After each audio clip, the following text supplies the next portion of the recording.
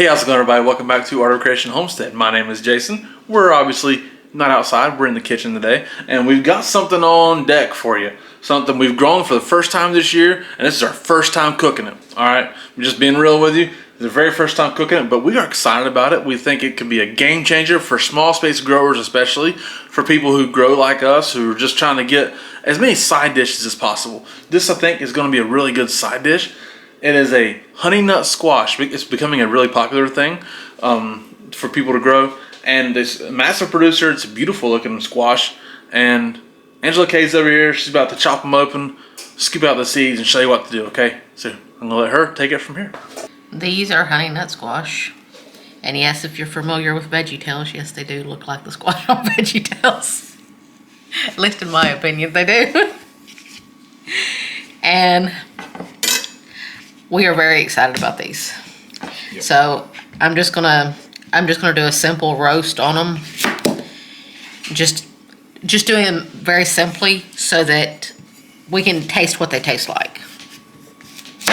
Interesting. They look like a sweet tater automatically. Yeah, they kind of do. So they smell kind of like a sweet potato. Interesting. Let's see. Now I'm just going to split them. I cut the tops off and I'm just going to split them. Be very careful when you're chopping, when you're cutting something open that is as hard as these squashes can be. Make sure all your fingers are out of the way. You're not cutting open you're not going to slice open any digits. Very pretty. Interesting. They look very similar inside to the Cherokee Tans that we grew last year. Now, yes, they are small. That's the deal with them. They're small. They're kind of single serving size almost. They're personal size. Yes. Now I'm going to take a spoon and scoop out all the seeds and guts and all that stuff. Yep. Growing things like this is, like I said, can be really beneficial for small space growers. Like, it's just me and Angela. There's only two of us. I mean, we don't need massive quantities of big squashes, right? Yeah. So this could be really beneficial for us. The fact that you can just have these simple squashes that are single serving size, and you don't have to cook, multiple squashes all the time.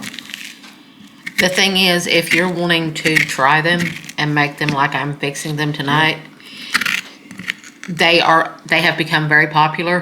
Yeah. And you can actually find them in most stores these days. Oh, really? In stores too? You can find them in most supermarkets these days. And now seeds are flying everywhere.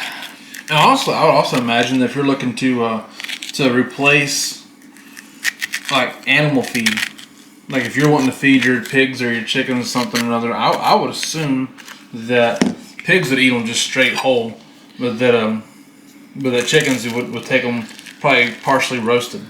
Yeah. And just eat the heck out of them. Our chickens love winter squash. So this is another thing that, hey, you're looking to grow something with multiple purposes. You could probably do that with these as well. So far, the seed pocket seems really easy to scrape out. There's not a whole lot of it.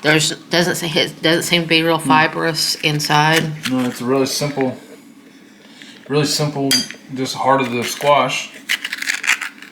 Not too hard to work with so far, it don't look like. They weren't as hard to cut open as I thought they would be. I thought they would be very hard to cut open. Yeah. Kind of like a cushaw is very hard to cut open. Yeah. A pumpkin is very hard to cut open. Yeah. This was not real hard to cut open at all. They smell really good. They have kind of a sweet, almost nutty smell. I'm sure butternut squash was used in creating this, but do you know what else was created? What else was used in creating these? I have no idea. I have no idea. I never looked into that far. They smell so good though. Yes, they have a really good aroma. It's interesting. Kind of like a cross between a sweet potato and a winter squash, maybe. Really are. I agree. Okay, I've got them all laid out on a baking sheet. And I'm just gonna slice up a little bit of butter and put on them and put in the cavity. Just a little bit to help them roast. And the butter will get nice and brown in the process. I've got the oven preheated to 425. And from my understanding, they typically take about 35 to 40 minutes. I don't know if that's going to be the case with this or not. It probably depends on the size of the squash. I think tried. these can get a little bigger. These are small. Yeah, these were a little small. Now, I'm going to sprinkle on just a tiny bit of salt. You don't want to overdo it because you don't want this savory. No.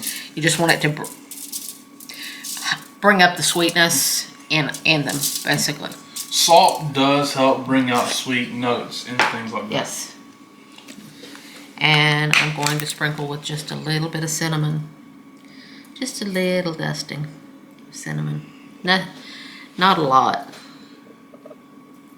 Yeah, be careful. Cinnamon can overpower everything. Yes. That's why I think I'm just going to sprinkle with my fingers. And it's clumpy, so Yes. so it can clump out on you. I think I'm just going to sprinkle with my fingers. Right. I feel safer that way. I think it looks like it's done a lot better job. Yeah. I feel a lot safer that way. Yeah, I think so.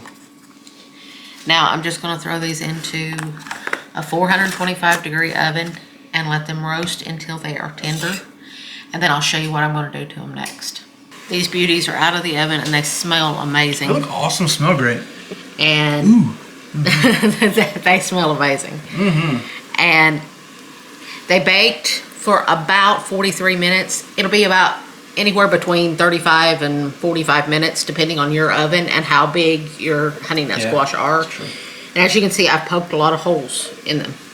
Yep. That way the next step can absorb. Well, you're also testing for tenderness, Yes. but also for this. You want to take pure maple syrup, not the pancake syrup crap. Pure maple syrup. You want to just drizzle just a little bit over. Probably about a teaspoon. Yeah. Oh, so you could even take a spoon if you'd rather. Angela's, she's a risk taker, so she's doing it like this. Yeah. But you can even take a spoon and just put it in a spoon and ladle it over Yeah. for more control. And if you want the best maple syrup in the world, Yep. get the Maple Dude. Maple Dude. And now we're going to let these cool a little so that Jason does not burn his pie hole. You bake them anymore at all? No, No more because baking? you do not want to put, once you put the maple syrup on, you do not want to put it back in the oven. Maple syrup burns very easily, okay. very quickly. Do not, that's to finish them. Okay. Put the maple syrup on the minute they come out of the oven when they're still screaming hot because it will absorb it. Okay. Cool. Man, look at that beautiful plate of food. Pork chop, green beans, and some honey nut squash. I'm gonna take a bite of this one right here. All right, there we go. Look, that's a beautiful looking bite.